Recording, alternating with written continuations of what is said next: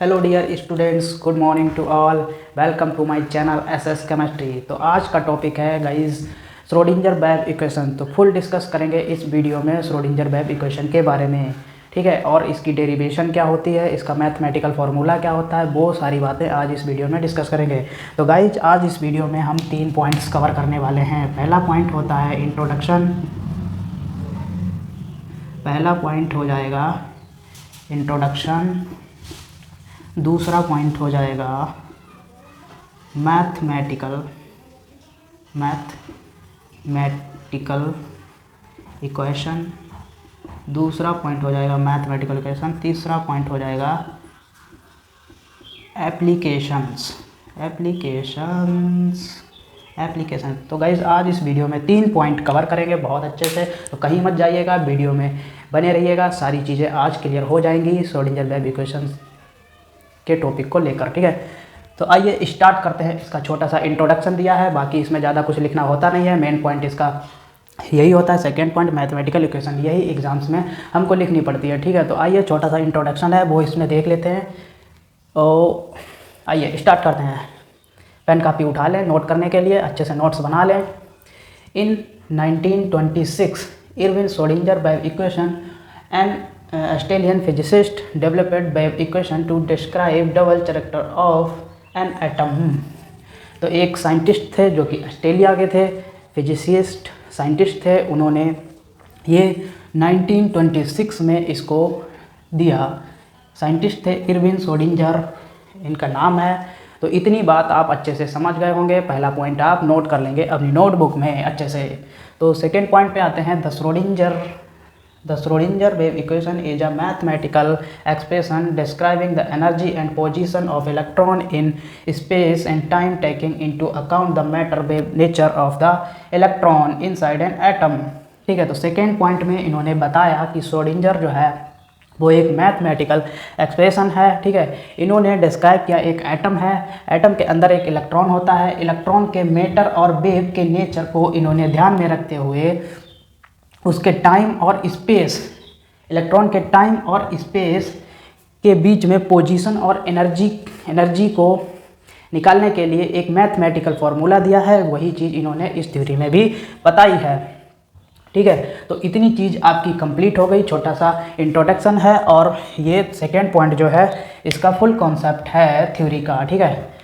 तो अब देख लेते हैं इसका मैथमेटिकल इक्वेशन क्या होती है, ठीक है। तो आइए अब देखते हैं मैथमेटिकल इक्वेशन। तो आइए डियर स्टूडेंट्स अब समझते हैं श्रोडिंगर वेव इक्वेशन का डेरिवेशन कैसे आया ये फॉर्मूला।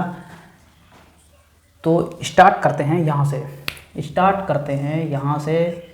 ये जो है वो है हमारी टोटल एनर्जी, ठीक है। ई जो है टोटल एनर्जी और ये जो है काइनेटिक एनर्जी, ये पोटेंशियल एनर्जी। इतनी चीज़ आप समझते होंगे, काइनेटिक एनर्जी और पोटेंशियल एनर्जी आपने बहुत बार पढ़ा होगा, ठीक है।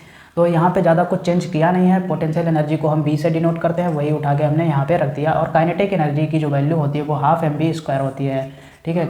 काइनेटिक एनर्जी की वैल्यू जो होती है हाफ mv² होती है, वही उठा के हमने यहाँ पे रख दिया और ज़्यादा कुछ चेंजमेंट किया नहीं है, ठीक है। तो इतनी चीज़ आप समझ गए होंगे। ये इक्वेशन 1 हो गई, ठीक है। Kinetic energy written can be and follow, ठीक है। तो काइनेटिक एनर्जी को हम इस प्रकार से भी लिख सकते हैं, हाफ mv² = हाफ mv²m, ठीक है। यहाँ पे क्या किया है टर्म, यहाँ पे भी हाफ mv² रखा था हमने और हाफ mv² यहाँ पे भी रखा था, ठीक है। यहाँ पे मैंने क्या कर दिया, m से ऊपर भी मल्टीप्लाई कर दी और नीचे वाले टर्म में भी m से मल्टीप्लाई कर दी, ठीक है। तो 1m और 1m यहाँ पे, तो कितने हो जाएंगे 2m। तो और यहाँ पे v भी 2 है, तो mv² हो जाएगा और नीचे हो जाएगा 2m, ठीक है। ये इक्वेशन नंबर हो जाएगी हमारी 2। अब यहाँ पे भी सेम टर्म है, ये वाला ये सेम है, हाफ mv², इसको भी हमने चेंज नहीं किया, ठीक है।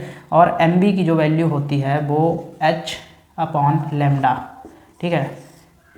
तो mv की जगह पे हम उठा के रख देंगे h/λ। जब इसका ब्रैकेट खोलेंगे तो h² आएगा और λ² आएगा। तो λ² जो है वो हमने नीचे ले लिया है और h² जो है वो ऊपर ही रहने दिया, बस। और ज़्यादा इसमें कुछ चेंज किया नहीं है। तो यहाँ पे इक्वेशन हो जाएगी 3, ठीक है। तो अब वैल्यू ऑफ द इक्वेशन 3, मतलब इक्वेशन 3 की जो वैल्यू है ये वाली, ठीक है, वो पुट इन इक्वेशन 1, यहाँ पे पुट कर देंगे इक्वेशन 1 में, ठीक है।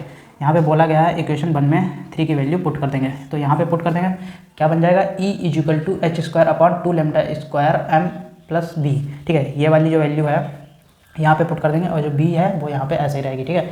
अब b पॉजिटिव है, उसको हम इक्वल टू इधर लाएंगे तो माइनस में हो जाएगी, तो e minus B equal to H square upon 2 lambda square m, ठीक है। इतनी चीज़ आप समझ गए होंगे अच्छे से, इतनी चीज़ आप नोट कर लीजिए, ठीक है। ये इक्वेशन नंबर हो गई 4। अब क्या करते हैं, इसमें लेमडा को हम बाहर निकाल लेते हैं और e माइनस बी 2 के इंटू में भेज देते हैं, ठीक है। तो lambda square is equal to H square upon 2m e minus B, समीकरण नंबर 5 यानी कि इक्वेशन नंबर 5। समझ रहे हैं यार, हिंदी इंग्लिश दोनों में पढ़ा रहा हूँ, कोई दिक्कत नहीं है। Any electron rotating to wave speed, यानी कोई भी इलेक्ट्रॉन है वो वेव स्पीड से घूमता है, उसके लिए एक फॉर्मूला ये होता है, ठीक है। कोई भी इलेक्ट्रॉन है वो एक वेव स्पीड से घूमता है, उसके लिए फॉर्मूला ये हो गया। इसको हम इक्वेशन नंबर 6 डाल देते हैं, कोई दिक्कत कोई परेशानी कोई दिक्कत नहीं होगी, ठीक है। आराम से नोट कर लीजिएगा, बाद में पहले समझ लो डेरिवेशन को, ठीक है। Value of lambda square put in equation 6, ठीक है। जो लेमडा की वैल्यू है वो हम इक्वेशन 6 में पुट कर देंगे। इतनी चीज़ आप समझ रहे होंगे आसानी से, इतना आसान कोई समझाएगा नहीं, बाकी आपकी मर्जी, ठीक है। और इक्वेशन 6 मतलब जो लैम्डा की वैल्यू है ये वाली, वो इक्वेशन 6 में हम पुट कर देंगे आसानी से, कोई दिक्कत होगी नहीं होगी। यहाँ पे ये लैम्डा स्क्वायर है, यहाँ पे ये वाली वैल्यू पुट कर देंगे, ठीक है। तो del square sign upon del x square plus 4 pi square sign upon H square upon 2m e minus V, ठीक है। इतनी चीज़ आप अच्छे से समझ लेंगे। लेमडा की जगह पे लेमडा की वैल्यू ये वाली हमने रख दिया, ठीक है। अब क्या करेंगे, ये वाला टर्म जो है वो H square upon 2m e minus B, मतलब इस टर्म के नीचे भी कोई टर्म होता है वो इसके मल्टीप्लाई में चला जाता है ऊपर, ठीक है। और 2m e माइनस बी को हम ऊपर भेज देंगे, आराम से कोई दिक्कत नहीं होगी, इतनी चीज़ आप समझ रहे होंगे, ठीक है। तो del square sign upon del x square plus 4 pi square psi 2m e minus v is equal मतलब upon H square is equal to 0, ठीक है।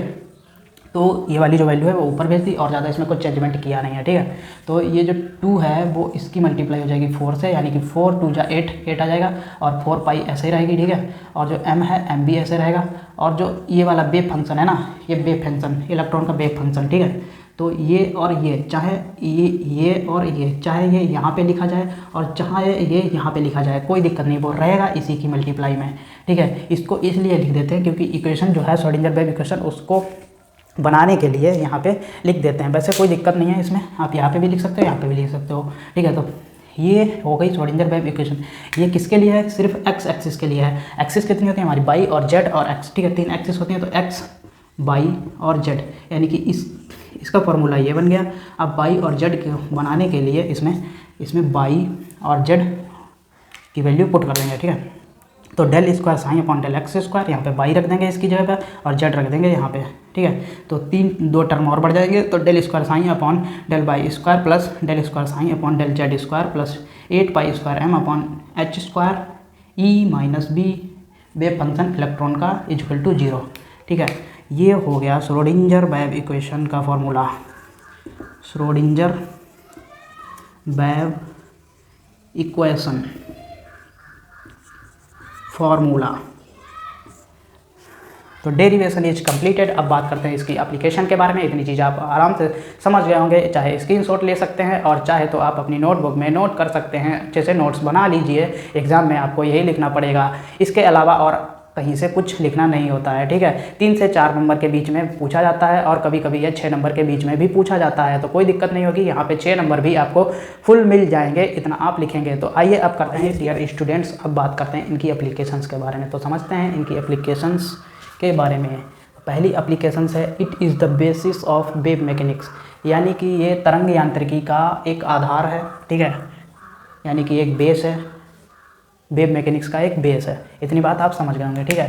पहला पॉइंट हो गया। दूसरा पॉइंट है, it helps in studying the structure of atom, यानी कि जो परमाणु या मतलब एटम है उसकी संरचना या स्ट्रक्चर, मतलब एक एटम का स्ट्रक्चर को ज्ञात करने में भी हेल्प करता है ये, ठीक है। तो दूसरा point complete. Second point, it show all the wave like properties of matter, यानी कि जो मैटर यानी कि पदार्थ, यानी कि जो पदार्थ होता है उसकी वेव प्रॉपर्टीज़, ठीक है, उसकी तरंग प्रॉपर्टीज़ जो होती हैं उनको भी शो करता है। यानी कि कोई भी मैटर होगा उसकी वेव प्रॉपर्टीज़ होंगी, मतलब वेव गुड, इतनी बात आप समझ रहे होंगे ना। तो वेब गुड जो होते हैं यानी कि वेब प्रॉपर्टीज़, उनको भी ये शो कर सकता है, इसकी हेल्प से शो कर सकते हैं। कहने का मतलब ये है। तो ये हो गई इसकी एप्लीकेशन श्रोडिंगर वेब इक्वेशन की, और हमने डिस्कस किया इंट्रोडक्शन के बारे में और इसके डेरिवेशन के बारे में और इसकी एप्लीकेशंस के बारे में। तो आज के लिए बस इतना ही इस वीडियो में। मिलते हैं अगली वीडियो में। वीडियो अच्छा लगा तो लाइक और चैनल को सब्सक्राइब जरूर कर लीजिए।